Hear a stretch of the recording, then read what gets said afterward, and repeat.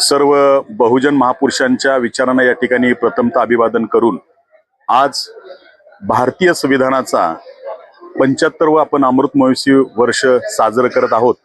आज आम्ही पुणे जिल्ह्यातील शिवाजीनगर विभागामध्ये जे कोर्ट आहे, या कोर्टामध्ये आज वकिलांच्या माध्यमातून या ठिकाणी कार्यक्रम आयोजित करण्यात आलेला होता। तसेच मला आपल्याला सांगायला आणखी आनंद वाटतो की या ठिकाणी या कोर्ट परिसरामध्ये दरवर्षी महापुरुषांच्या जयंत्या, महात्मा फुलेंची जयंती, शाहू महाराजांची जयंती, डॉक्टर बाबासाहेब आंबेडकरांची जयंती आणि समतेच्या विचारांवर ज्या ज्या महापुरुषांनी काम केले त्या महापुरुषांच्या जयंत्या या ठिकाणी नेहमी साजऱ्या केल्या जातात। सर्व वकील मंडळी यामध्ये मोठ्या प्रमाणामध्ये सहभागी होत असते। असा या ठिकाणी नेहमी कार्यक्रम होत असतो। मी सुद्धा या कार्यक्रमाला आवर्जून उपस्थित असतो।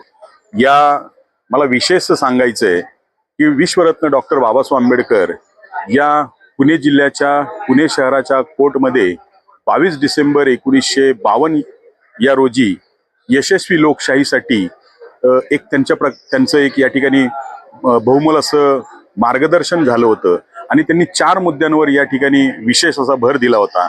जर तुम्हाला ही यशस्वी लोकशाही करायची असेल तर कमीत कमी विषमता दूर होणं गरजेचं आहे। हा त्याच्यामधला सगळ्यात महत्वाचा मुद्दा होता। दुसरी गोष्ट की या देशामध्ये सक्षम असा विरोधी पक्ष असणं यशस्वी लोकशाहीसाठी गरजेचं आहे।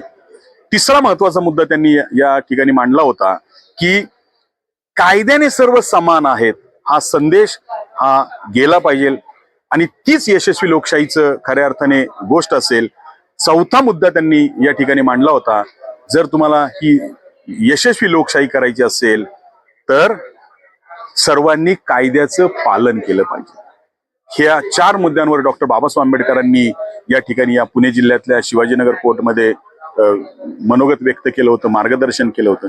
आज या शिवाजीनगर परिसराच्या या कोर्टामध्ये संविधान दिनाच्या निमित्तानं आज कार्यक्रम आयोजित करण्यात आलेला होता।